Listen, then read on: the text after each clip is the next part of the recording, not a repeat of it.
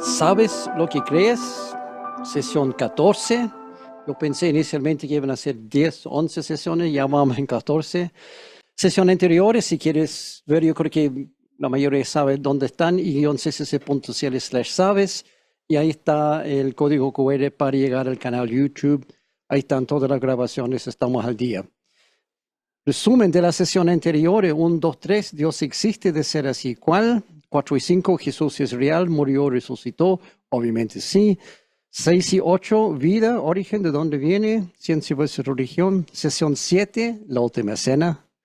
Sesión 9, tu verdad o mi verdad, relativismo. Sesión 10, Dios es malvado. 11, predestinación y calvinismo. 12, ángeles y demonios parte 1. 13, ángeles y demonios parte 2. En eso fue básicamente respuestas a preguntas frecuentes referentes a los ángeles y los demonios. Y si todavía tiene preguntas referentes a ángeles y demonios, mándalo al grupo o mándalo a mí directamente. Entonces, ahora, terminando la última sesión, quedamos con una pregunta clave. ¿Qué le sucede finalmente a Satanás y a los demonios y a los ángeles cuando termina el tiempo, empieza la eternidad? ¿Van al cielo? Los ángeles, los demonios van al infierno, mueren, van a otro lugar. ¿Qué pasa con ellos? Quizás una pregunta aún mejor sería, ¿serán juzgados los ángeles y los demonios? Y sin mencionar otra pregunta clave, seremos juzgados nosotros de alguna forma u otra. Eso es lo que vamos a ver hoy. Ángeles, demonios, infierno y cielo y los juicios finales. Aquí puse en plural porque, contrario a lo que muchos piensan, no hay un solo juicio final. La pregunta es, ¿cuántos hay y en cuál vas a terminar tú? Los juicios finales, para poner un poco de contexto, refrescando la memoria, Satanás era el más bello, hermoso y brillante de todos los ángeles, pero por no estar contento con esto, se halló en ti maldad. Ezequiel 28. Y una de las tres escrituras que tiene que ver con Satanás, que entendemos quién es, Ezequiel 28, Isaías 14 y Apocalipsis. Entonces Satanás quería ser igual a Dios y fue echado de los cielos, mas tú derivado eres hasta el Seol, a los lados del abismo. Isaías 14. Es un pasaje largo allá que da a entender cómo cayó Satanás, qué hizo, cuál es el problema y dónde terminó. Pero uno dice aquí, ¿dónde fue derivado? Aquí no dice que fue al infierno. Dice claramente que su destino era Seol, a los lados del abismo. ¿Qué? ¿Cómo? ¿Dónde? Porque hay una creencia muy común hoy en día que Satanás fue arrojado del cielo y se fue al infierno y ahora es algo como el rey del infierno, torturando a todos los que llegan ahí, todos los malos que llegan al infierno. ¿Qué rayos es Seol? ¿Qué es el abismo? ¿Y qué pasó con el infierno?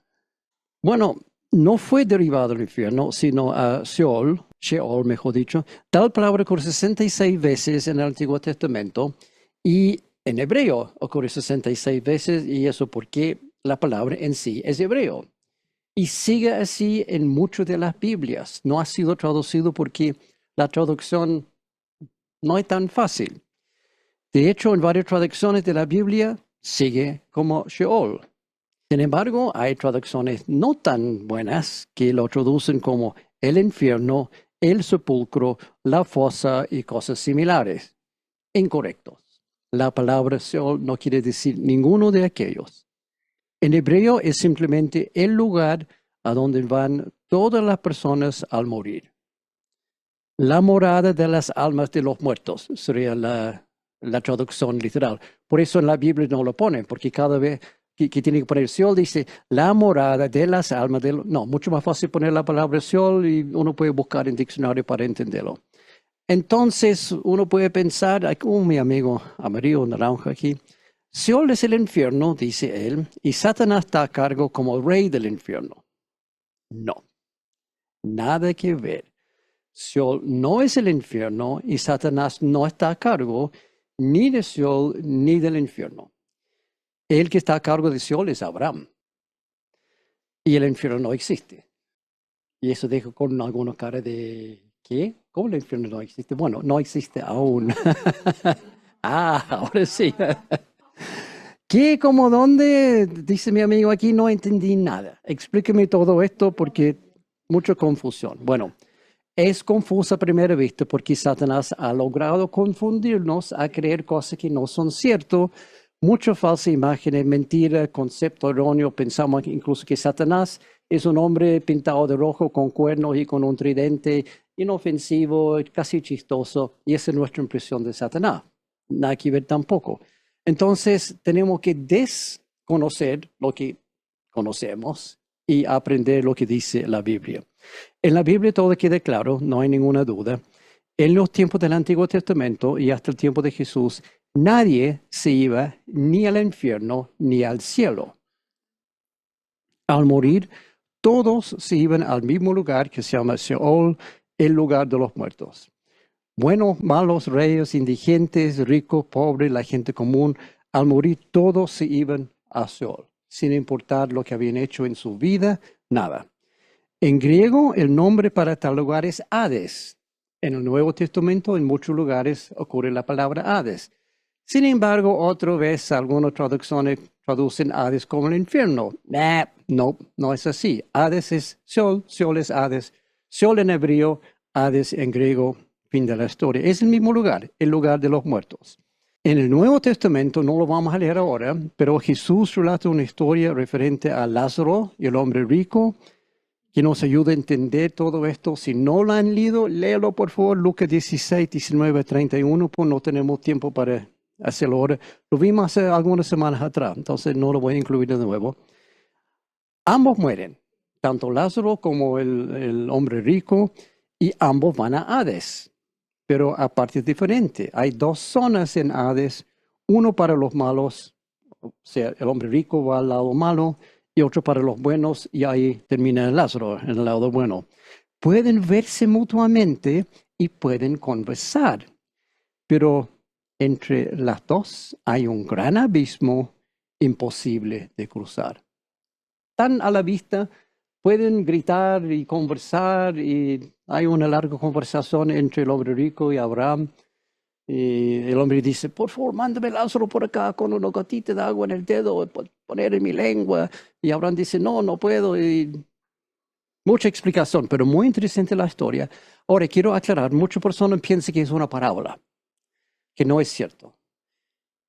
Jesús, de hecho, contó muchas parábolas, pero generalmente empiezan con la introducción. Y Jesús contó esta parábola, 2 puntos. En este caso, no. También en las parábolas no hay nombres de personas, ni lugares, ni evento específico. Es solamente una mujer que perdió una moneda, un granjero que está con semilla, pero sin detalles. En esta historia es muy diferente. No es una parábola. Jesús aquí está diciendo la verdad, está contando algo real. Hay un infierno, sí, pero esto no es el infierno, este es Seol. En este Seol hay buenos y malos en 2 extremos y entre medio un abismo que no se puede cruzar. Antes de la crucifixión de Jesús, al morir, todas las personas iban a Seol, que también se llama Hades, el lugar de los muertos. Y se da a entender que el que está a cargo de Hades no es Satanás, sino Abraham. Porque el hombre rico cuando llega allá no dice, Satanás, por favor, deje que venga. No, dice, Padre Abraham, manda a Lázaro por acá. O por lo menos Abraham tiene algún grado de autoridad, pero se entiende que él está a cargo aquí. Esa es la impresión que tenemos. Incluso en este relato de Lázaro, el hombre rico, no hay rastro de Satanás. Ni siquiera está mencionado, ni nada del estilo. Entonces, ¿dónde está? Yo pensé que Satanás fue arrojado del cielo directo al infierno, dice mi amigo acá. Hades o Seol no es el infierno. Perdona que voy recalcando y subrayando y destacando esto, pero es importante entenderlo. El infierno no existe todavía, o si existe, no hay nadie. Hades es simplemente el lugar donde van los humanos al morir. Pero Satanás no es humano y tampoco ha muerto. Por lo tanto, no puede ir a ninguno de los dos lados de Seol. Él está muy vivo, incluso es inmortal, no puede morir.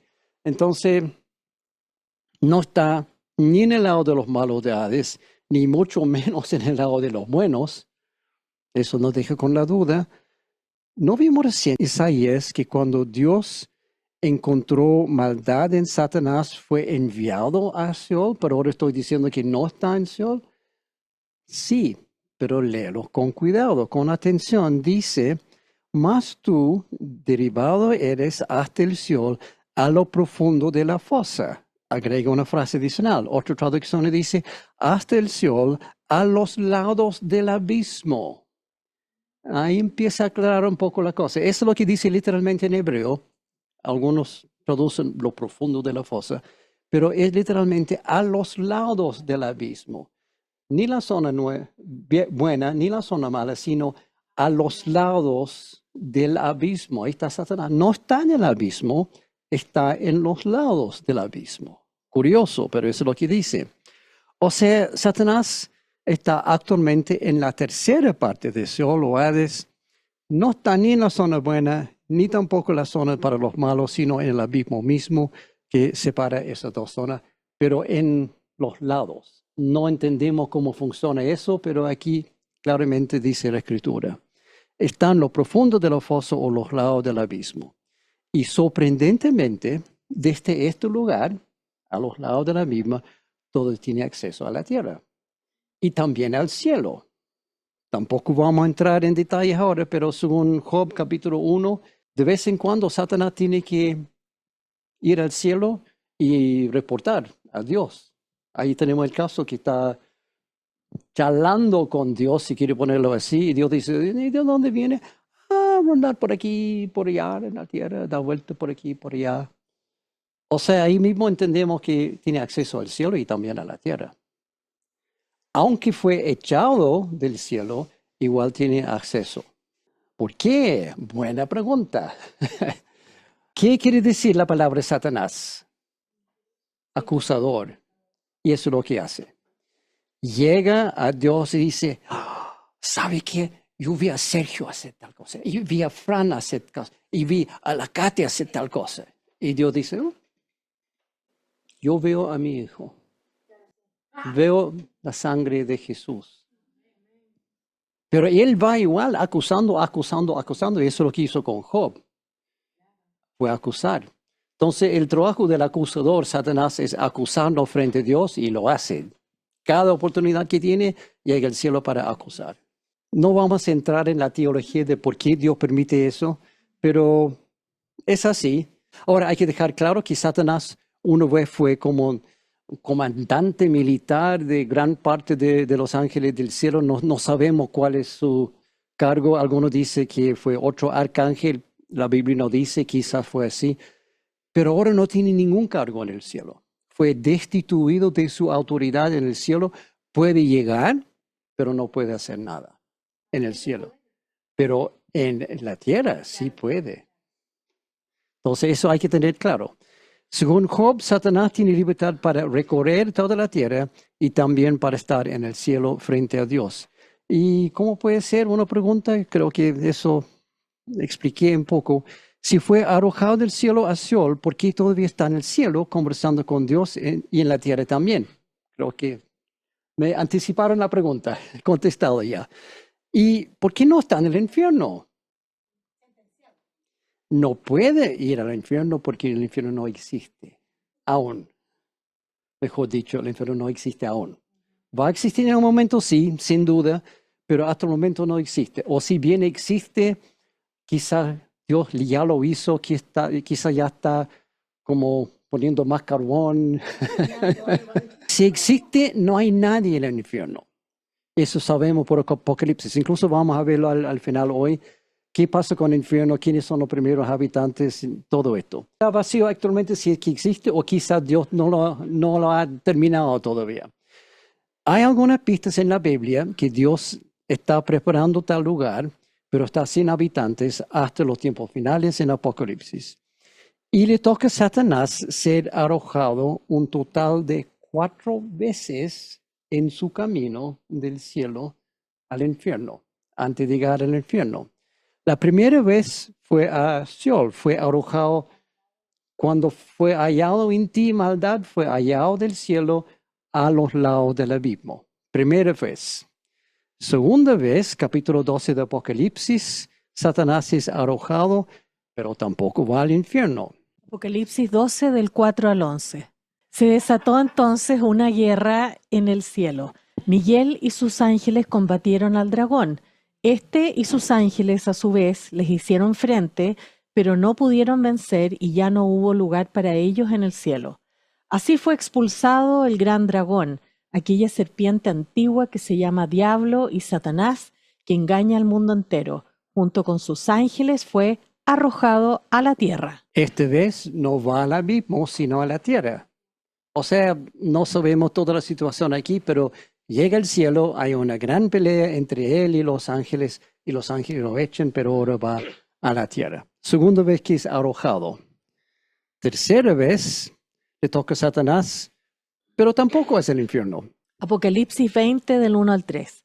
Vi además a un ángel que bajaba del cielo con la llave del abismo y una gran cadena en la mano. Sujetó al dragón, a aquella serpiente antigua que es el diablo y Satanás, y lo encadenó por 1000 años. Lo arrojó al abismo, lo encerró y tapó la salida para que no engañara más a las naciones hasta que se cumplieran los 1000 años. Después habrá de ser soltado por corto tiempo. Otra vez al abismo, pero ahora sin salida. Ahora está en cadenas y con la puerta tapada. No puede salir. Por 1000 años está en el abismo. Vimos eso en la serie que hicimos el año pasado, Profecía de los tiempos finales, si quieren más detalles. Y la cuarta vez, después de los 1000 años en el abismo, en cadenas. Apocalipsis 20 del 4 al 11.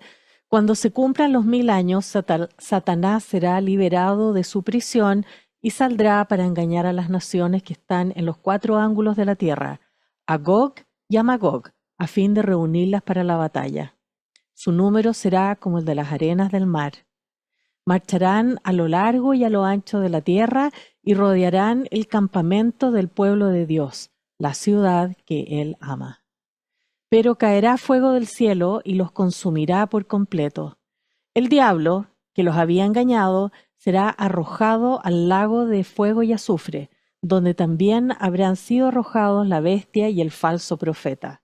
Allí serán atormentados día y noche por los siglos de los siglos. Estos son los primeros 3 habitantes del infierno. Primero, falso profeta y la bestia.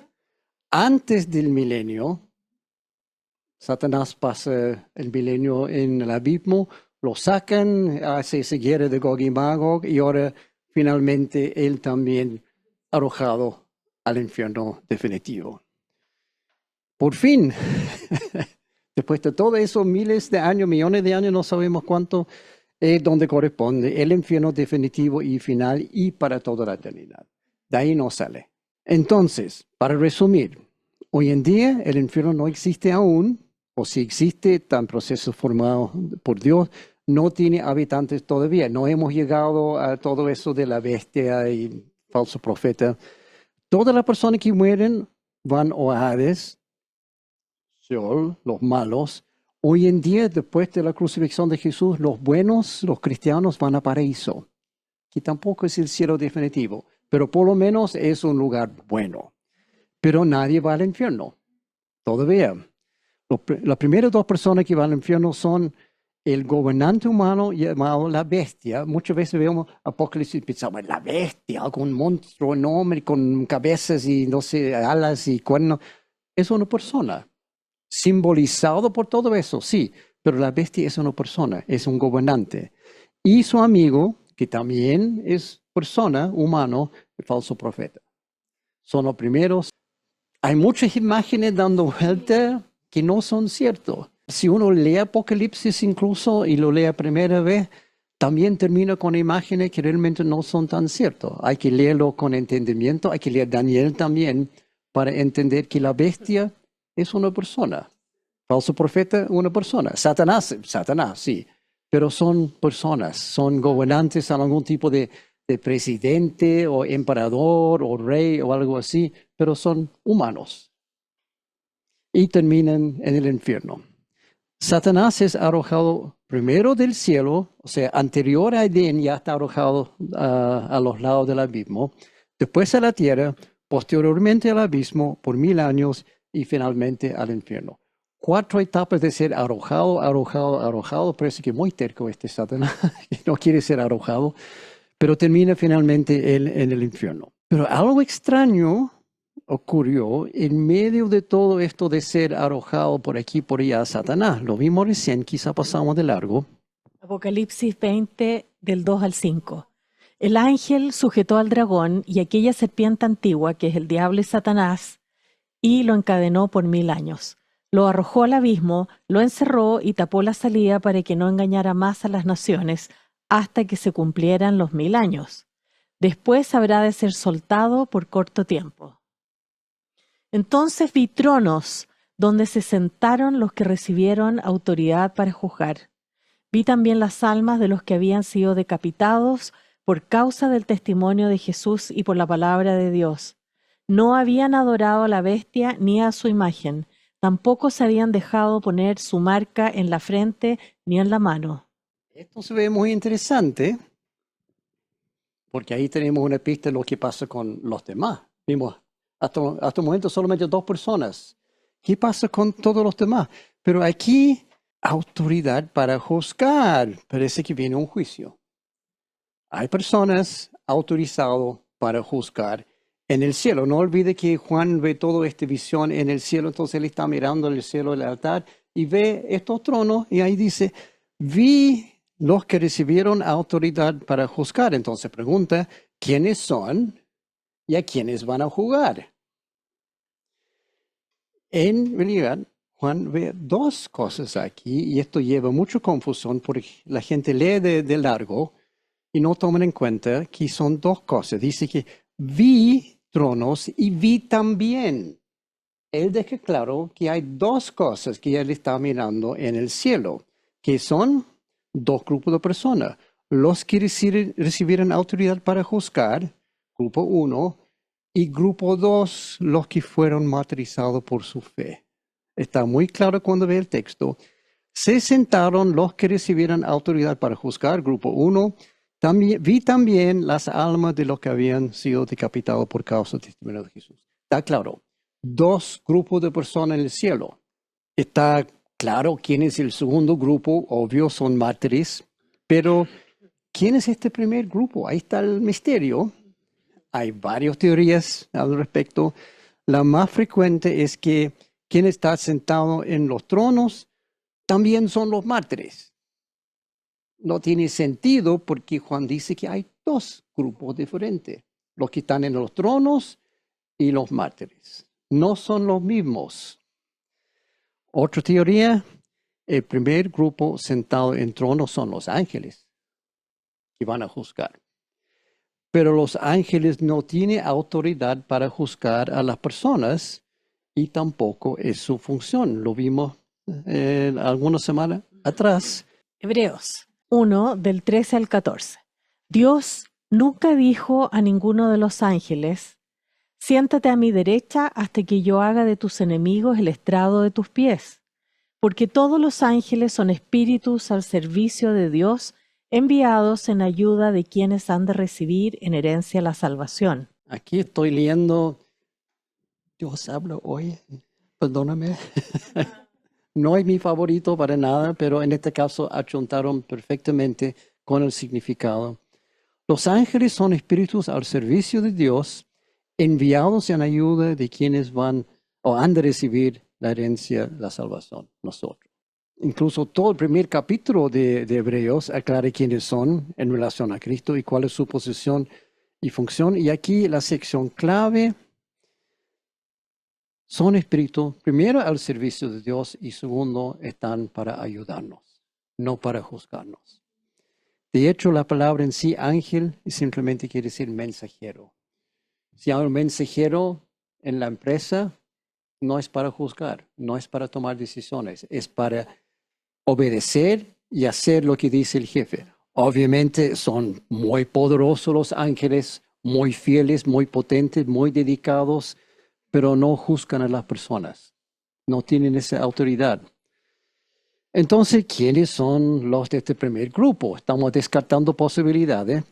La clave para identificar este grupo es el hecho de que están sentados en tronos. Ok, pregunta. ¿Cuál es el simbolismo de tronos en la Biblia? Reyes. ¿Quiénes se sienten en trono normalmente? Dios. Dios, sí, pero reyes, ¿alguien más?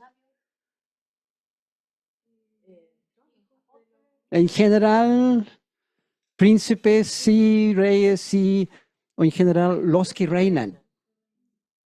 Si está sentado en un trono o porque tiene autoridad para reinar.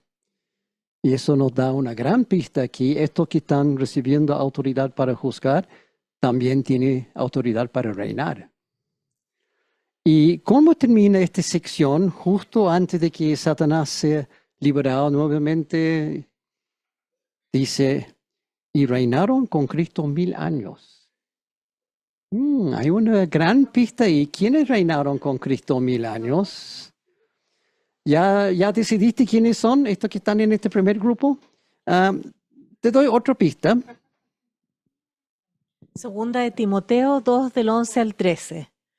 Palabra fiel es esta, que si morimos con Él, también viviremos con Él. Si perseveramos, también reinaremos con Él. Si lo negamos, Él también nos negará. Si somos infieles, Él permanece fiel, pues no puede negarse Él mismo. También reinaremos con Él. ¿Quiénes son los que reinan entonces? Nosotros, exacto. ¿Aún no está convencido? Algunos no contestaron. Solamente la Berenice dijo claramente un 7 para la Berenice. Si no está convencido, entonces te doy otra pista. Y ahora en la misma palabra de Jesús. Apocalipsis 3:21. Al que salga vencedor, le daré el derecho de sentarse conmigo en mi trono, como también yo vencí y me senté con mi Padre en su trono. ¿Quién nos da la autoridad para sentar en el trono? Y no cualquier trono, sino el mismo trono de Jesús. Jesús dice, si salga vencedor, si son fieles hasta el fin, te doy el derecho de sentar en mi trono. Creo que queda claro, los que pueden sentarse en tronos y reinar con Cristo somos nosotros. Exacto, es el punto. No solamente leer para leer, sino estudiar, pensar lo que estoy leyendo, tomar en cuenta. Entonces nosotros los cristianos reinaremos con Cristo en los 1000 años y después parece que vamos a estar sentados en tronos en el cielo, listos para juzgar. ¿Juzgar qué? Volvemos al texto. Hay dos grupos de personas que van a reinar con Cristo por 1000 años. Nosotros los cristianos sentados en los tronos y también los mártires. Ambos reinarán, ellos y nosotros. Ellos con mayor derecho que nosotros porque ellos pagaron con sus vidas para su fe. Pero ambos grupos vamos a reinar durante el milenio y también después. Apocalipsis 25. Entonces vi tronos donde se sentaron los que recibieron autoridad para juzgar. Es el versículo que estamos tratando de entender.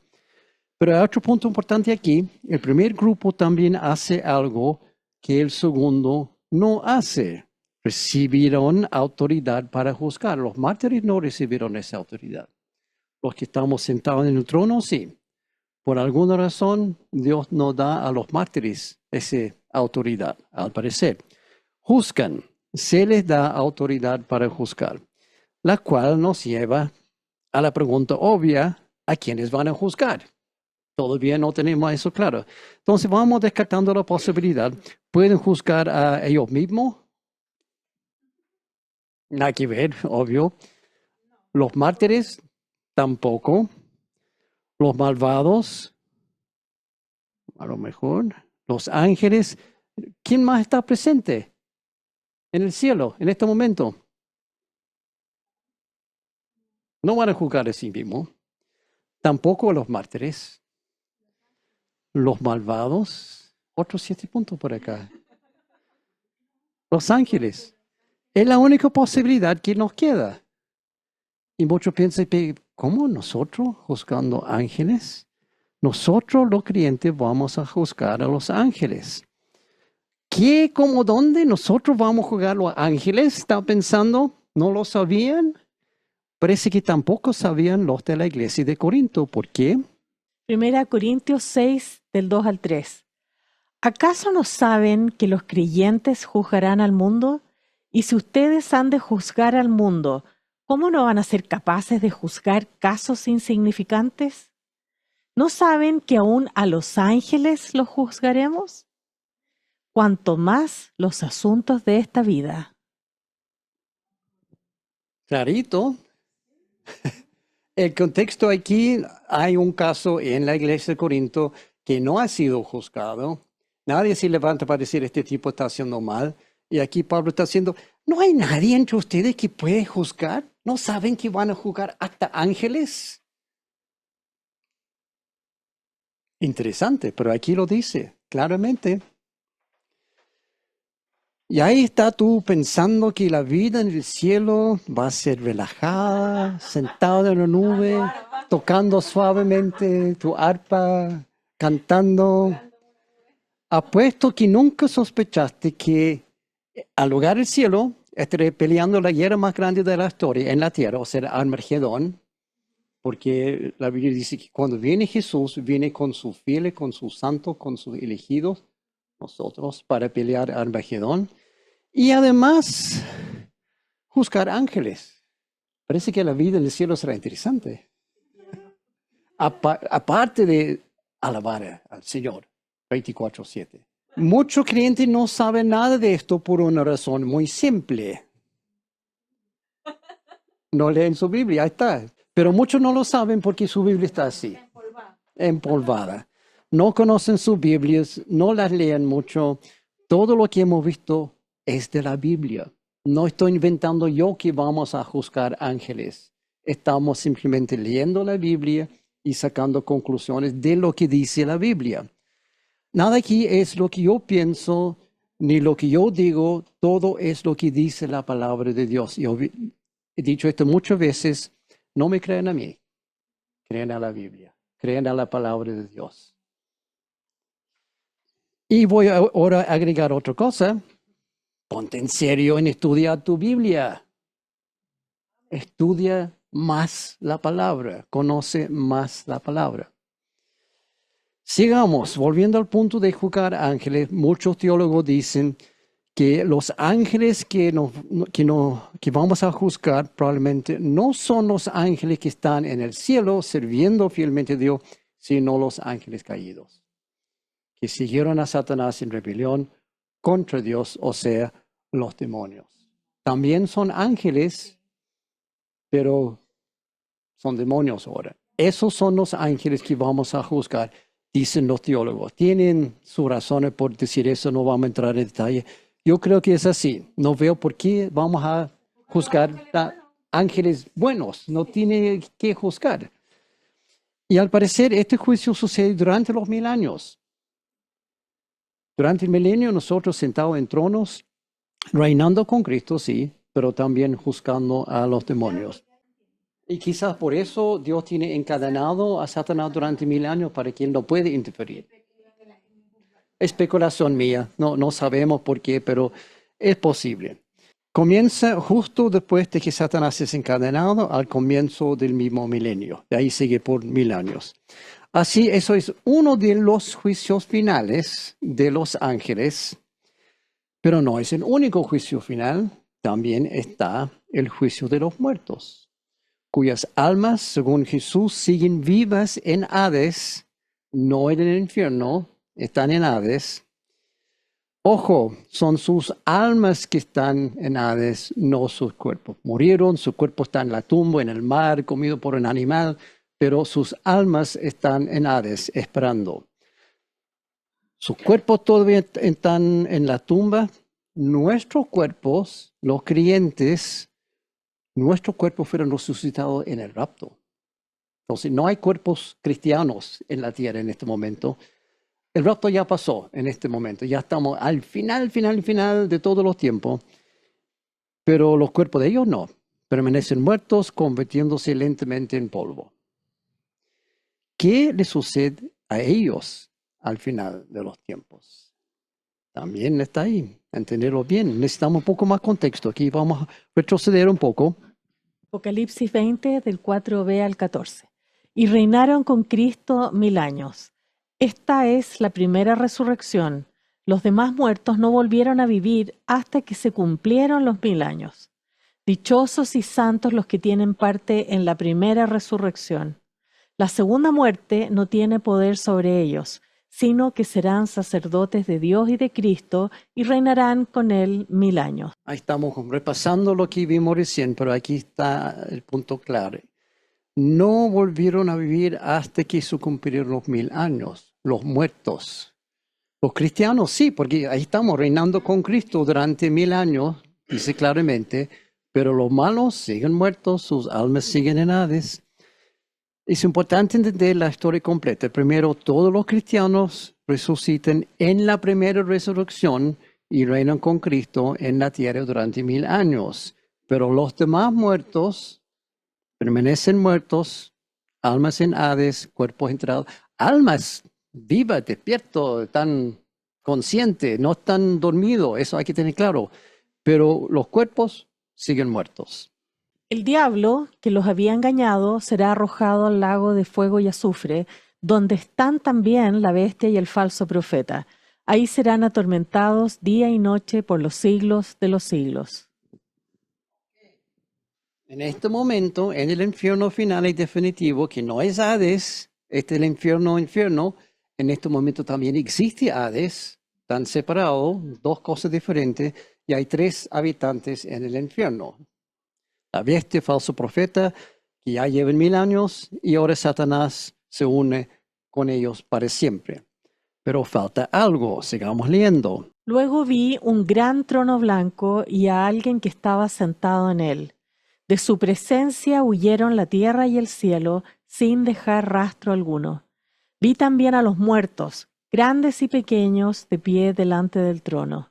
Esto no requiere mucha explicación, está muy claro. Ahora es el juicio de los demás, los muertos que están ahí en Hades todavía, frente al gran trono blanco. Estos son los que no volvieron a vivir hasta se cumplieron los 1000 años. Ahora se cumplieron los 1000 años y les toca su juicio. Han pasado y ¿de dónde vienen estos muertos para ser juzgados? Esto es interesante. Ponga atención. Aquí en esta parte estoy leyendo la Biblia de las Américas. Muy preciso, altamente recomendable porque llega al punto exactamente. El mar entregó los muertos que había en él, y la muerte y el Hades entregaron los muertos que había en ellos, y fueron juzgados cada uno según sus obras. ¿Qué tanto Hades como la muerte y el mar entregan sus muertos? Yo pensé que los muertos están en Hades, pero aquí dice el mar y la muerte también. Muy sencillo. Las almas están en Hades, pero los cuerpos están muertos en sus tumbas o en el mar o en otra parte.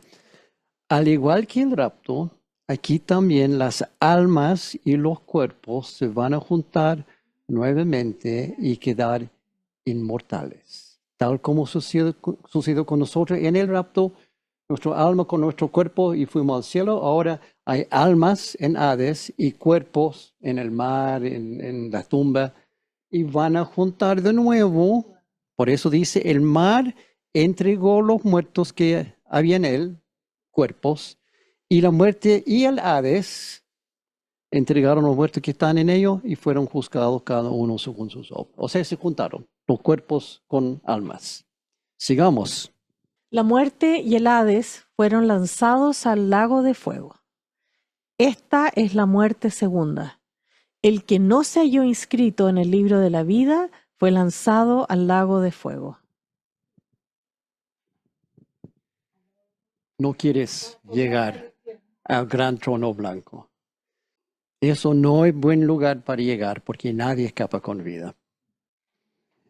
Y aquí dice acá, también las almas y los cuerpos se reúnen quedando inmortales. O sea, los cuerpos de los muertos inmortales terminan en el infierno. No terminan allá con un puff de humo y ya, chao, listo, no hay más, no.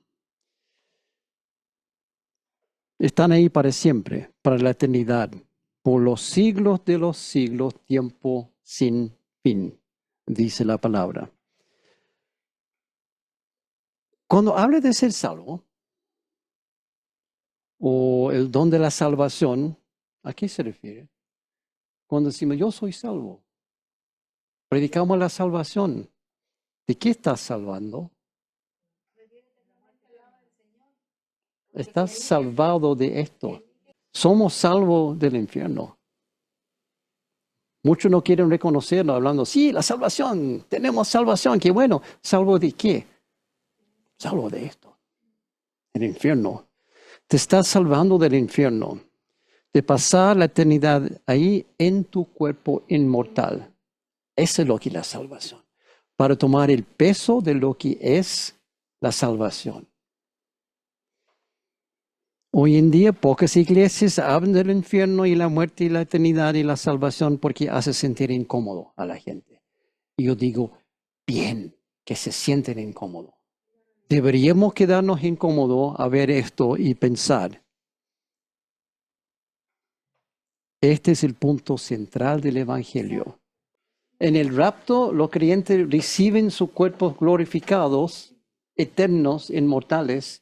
Y aquí también los malos reciben su cuerpo, no voy a decir glorificado, pero inmortales. En ambos casos, nuestras almas no mueren nunca, los ángeles no mueren, los demonios no mueren, almas no mueren. Cuerpos sí, cuerpos son físicos, pero los cuerpos inmortales obviamente no mueren. Este es el punto central del Evangelio. Jesús murió por ti en la cruz para que te salvaras del infierno. Eso es todo así de simple. Eso es todo el Evangelio. Jesús hizo eso para nosotros, para que no vamos por la eternidad al infierno. Nota que este juicio del trono blanco no es el juicio de los que son salvos. Esto es el juicio de los muertos, los demás que tienen que pasar 1000 años.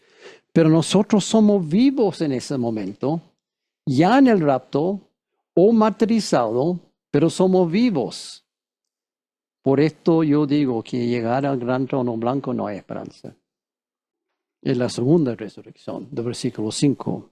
El juicio del trono blanco no es un buen lugar, nadie se escapa en este juicio. Este lago de fuego es la muerte segunda, dice Apocalipsis. Aquel cuyo nombre no estaba escrito en el libro de la vida era arrojado al lago de fuego. Entonces, ¿por qué los creyentes no somos juzgados aquí, frente al gran trono blanco? Porque no hay nada que juzgar aquí, para los creyentes, para los cristianos. Romanos 8, 1 al 5. Por lo tanto, ya no hay ninguna condenación para los que están en Cristo Jesús, pues por medio de Él, la ley del Espíritu de vida te ha liberado de la ley del pecado y de la muerte. En efecto, la ley no pudo liberarnos porque la carne anuló su poder.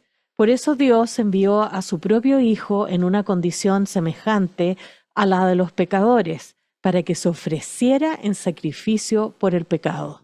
Ahí está claro. Ya no hay ninguna condenación para los que estamos en Cristo Jesús.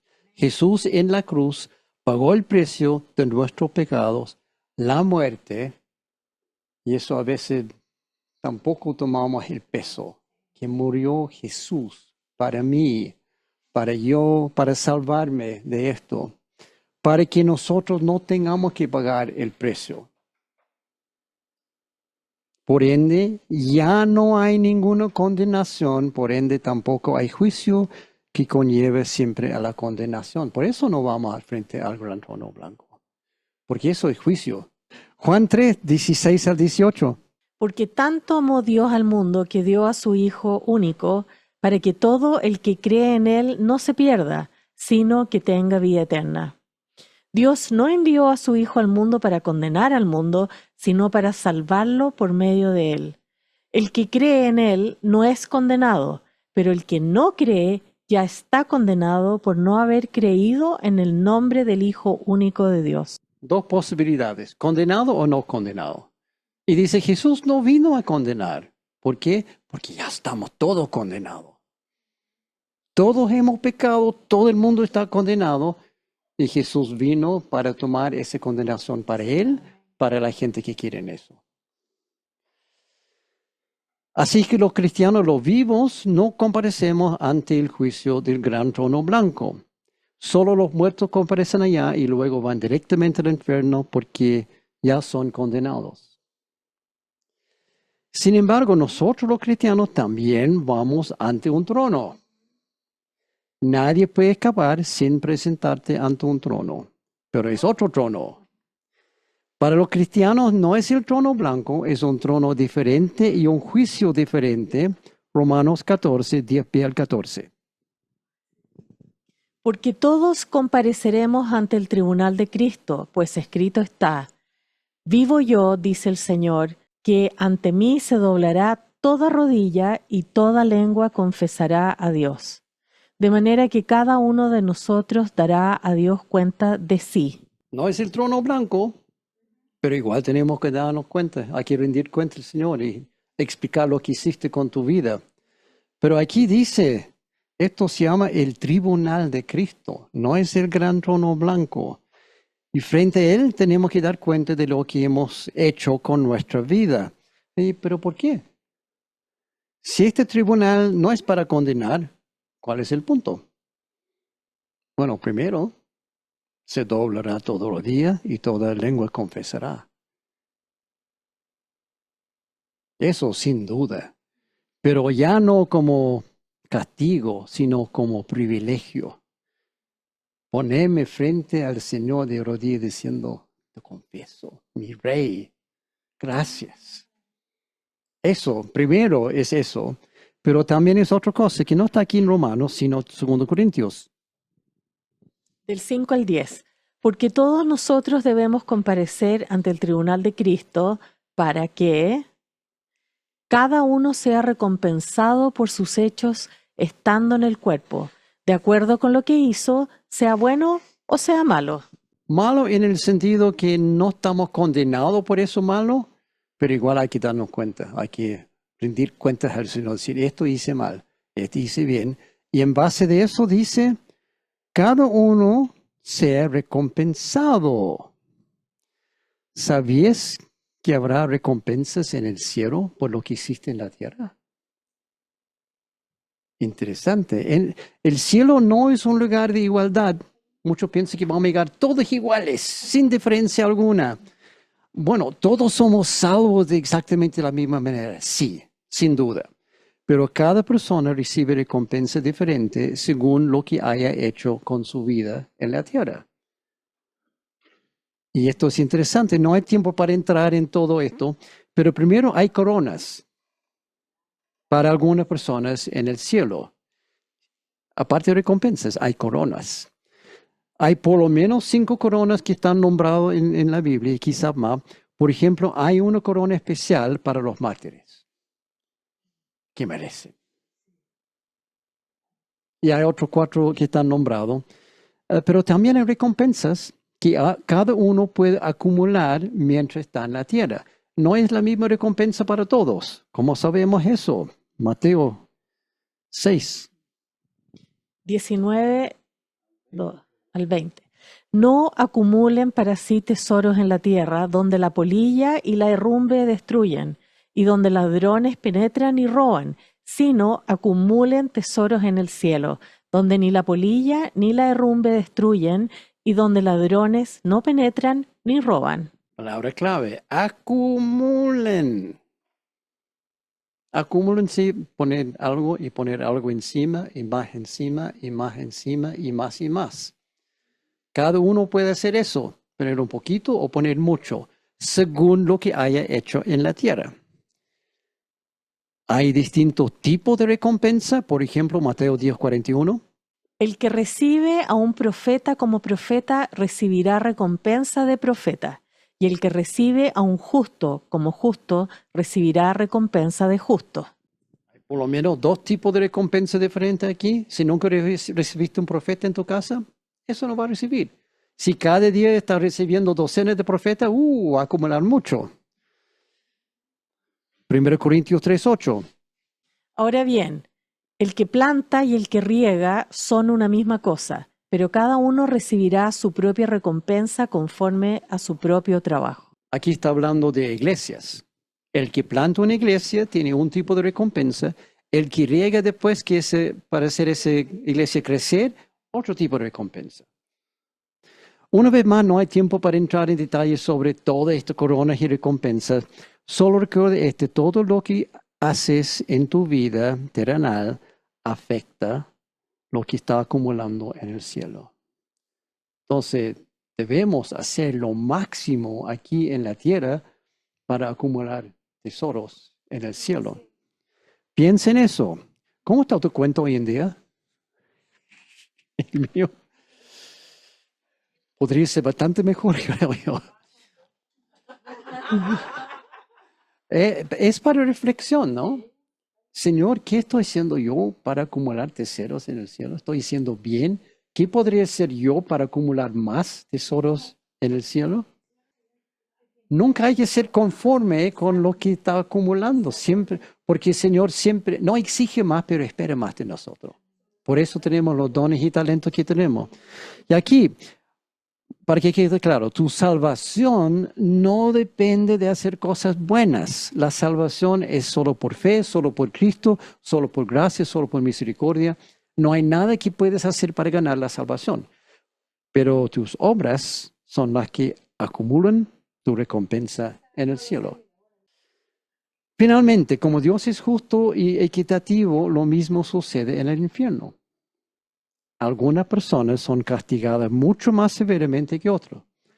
¿O tú piensas que sería justo que una viejita que solamente dijo no a Jesús tendrá el mismo castigo que Hitler o Pol Pot o uno de los malos que mataron a millones de personas?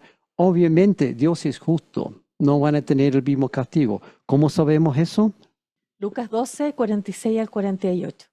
El Señor de ese siervo volverá el día en que el siervo menos lo espere y a la hora menos pensada. Lo castigará severamente y le impondrá la condena que reciben los incrédulos.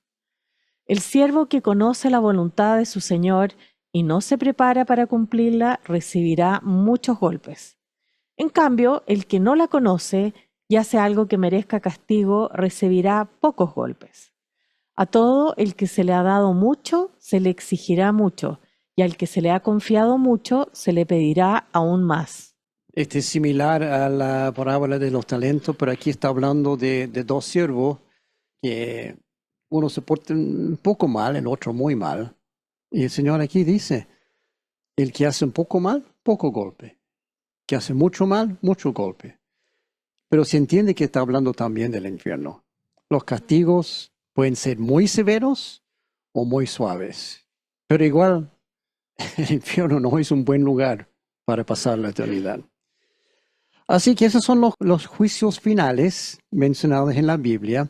El de los ángeles, el de los muertos y el tribunal de Cristo para nosotros los cristianos. 3 juicios finales. ¿Y luego qué? ¿Ok? Todos pasamos por juicios y ahora, poner un poco más contexto, miren dónde estamos, Apocalipsis 20, antepenúltimo capítulo de la Biblia. Apocalipsis 20, 15 y 21, 1. El que no se encontraba inscrito en el libro de la vida fue arrojado al lago de fuego. Entonces vi un cielo nuevo y una tierra nueva, porque el primer cielo y la primera tierra pasaron, y el mar ya no existe. Pase directamente del uno al otro. No hay nadie aquí entre medio. Gran trono blanco, todos al infierno. Entonces vi un cielo nuevo y una tierra nueva. Terminó el tiempo, comenzó la eternidad. El tiempo termina inmediatamente después del juicio del gran trono blanco. El tiempo que conocemos nosotros, tic-toc, en el reloj, termina. Llega a su fin y no hay más tiempo. Cuando todos los del Hades hayan sido trasladados al infierno final, eso es todo. Ahí termina el tiempo. Ese es el último evento que ocurre en el tiempo. Después no hay más tiempo porque comienza la eternidad. Isaías 65:17. Hay varias escrituras que quiero leer aquí rápidamente para entender esto. Presten atención, que estoy por crear un cielo nuevo y una tierra nueva. No volverán a mencionarse las cosas pasadas, ni se traerán a la memoria. Isaías 66:22. Porque, así como perdurarán en mi presencia el cielo nuevo y la tierra nueva que yo haré, así también perdurarán el nombre y los descendientes de ustedes, afirma el Señor. Marcos 13:31. El cielo y la tierra pasarán, pero mis palabras jamás pasarán. Quede claro que este tiene una fecha, termina aquí, usar antes de. ¿Y cómo será este nuevo cielo? Apocalipsis 21, 1 al 8, penúltimo capítulo. Después vi un cielo nuevo y una tierra nueva, porque el primer cielo y la primera tierra habían dejado de existir, lo mismo que el mar. Vi además la ciudad santa, la nueva Jerusalén, que bajaba del cielo, procedente de Dios, preparada como una novia hermosamente vestida para su prometido. Oí una potente voz que provenía del trono y decía: Aquí, entre los seres humanos, está el santuario de Dios. Él habitará en medio de ellos y ellos serán su pueblo. Dios mismo estará con ellos y será su Dios. Él enjugará toda lágrima de los ojos. Ya no habrá muerte ni llanto, tampoco lamento ni dolor, porque las primeras cosas han dejado de existir. El que estaba sentado en el trono dijo: Yo hago nuevas todas las cosas. Y añadió: Escribe, porque estas palabras son verdaderas y dignas de confianza. También me dijo: Ya todo está hecho. Yo soy el Alfa y la Omega, el principio y el fin. Al que tenga sed le daré a beber gratuitamente de la fuente del agua de la vida. El que salga vencedor heredará todo esto, y yo seré su Dios, y él será mi hijo. Pero los cobardes, los incrédulos, los abominables, los asesinos, los que cometen inmoralidades sexuales, los que practican artes mágicas, los idólatras y todos los mentirosos recibirán como herencia el lago de fuego y azufre. Esta es la segunda muerte. Ok, tenemos alguna pista, pero todavía no tenemos claro cómo sería este nuevo cielo. Sigamos leyendo en los próximos versículos. Apocalipsis 21 del 9 al 27. Se acercó uno de los 7 ángeles que tenían las 7 copas llenas con las últimas 7 plagas. Me dijo: Ven, que te voy a presentar a la novia, la esposa del Cordero. Me llevó en el espíritu a una montaña grande y elevada, y me mostró la ciudad santa, Jerusalén, que bajaba del cielo procedente de Dios. Resplandecía con la gloria de Dios, y su brillo era como el de una piedra preciosa, semejante a una piedra de jaspe transparente. Y aquí Juan queda tan impresionado por este nuevo Jerusalén que está bajando del cielo, que todo el resto del capítulo él está dando descripción de las calles hechas de oro y las puertas son perlas y todo lo piedra precioso. Pero Jerusalén no es muy grande. Hoy en día la población entera de Jerusalén tiene como 1,000,000 y tantos habitantes, entonces ¿hay espacio para todos nosotros en el Nuevo Jerusalén? ¿Dónde vamos a vivir si ese es el cielo? Bueno, afortunadamente el ángel que llevó a Juan a ver esta ciudad tenía consigo una vara de medición, así que sabemos el tamaño. No vamos a leer todo, pero según versículo 16, el ángel midió la ciudad con la vara y midió 12,000 estadios. Ok, ¿y cuán grande es un estadio? Un estadio romano, 185 metros. Era un tamaño estándar. Un estadio tenía que tener esas dimensiones por ley romano. Entonces, 185 metros es un estadio. multiplica por 12,000. Bastante grande. Por ejemplo, comparado con Estados Unidos, ese rectángulo amarillo es el tamaño de 12,000 estadios por 12,000 estadios. Yo creo que hay espacio suficiente para varias personas. Pero hay un detalle aquí. Según Apocalipsis, la ciudad no es cuadrada. Su longitud, su anchura y su altura eran iguales. O sea, es un cubo. Es asombrosamente enorme, es gigante. Para ser exacto, 12,000 estadios son 2,200 kilómetros. O sea, 2,200 kilómetros de largo, de ancho y 2,200 kilómetros de alto. No cabe en la mente cómo se puede construir algo así, pero para Dios obviamente no hay nada imposible. Hay espacio. No hay duda, hay espacio para todos. Bienvenido a casa. Vi además la ciudad santa, la nueva Jerusalén, que bajaba del cielo procedente de Dios. Este es el cielo real, final, definitivo, donde estaremos por toda la eternidad en la presencia de Dios mismo y con Jesús. Así termina la Biblia. Pero quiero destacar otra escritura aquí, Juan 14, 1 al 4. No se turbe tu corazón. ¿Creen en Dios? Creen también en mí. En la casa de mi Padre hay muchas moradas. Si no fuera así, se lo hubiera dicho, porque voy a preparar un lugar para ustedes. Y si me voy y le preparo un lugar, vendré otra vez y los tomaré a donde yo voy, para que donde yo esté, ahí están ustedes también. Y sabéis a dónde voy y sabéis el camino.